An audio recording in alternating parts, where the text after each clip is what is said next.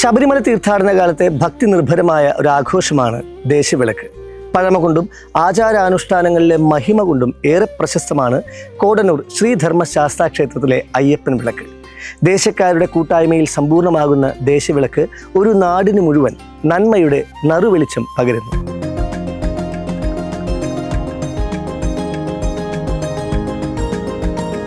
ദേവചൈതന്യം ആവാഹിച്ച കോമരങ്ങളും മുടുക്കിൽ നാദവിസ്മയമുതിർക്കുന്ന ശാസ്താംപാട്ട് കലാകാരന്മാരും അഷ്ടമംഗലമേന്തിയ സ്ത്രീകളും താലമേന്തിയ ബാലികമാരും അയ്യപ്പന്റെ കോലം വഹിച്ചുള്ള ആനയുമെല്ലാം ചേർന്ന് ശരണഘോഷങ്ങളുടെ ശബ്ദഗരിമയിൽ അതിഗംഭീരമായ വിളക്കെഴുന്നള്ളിപ്പ് നടക്കുന്നു.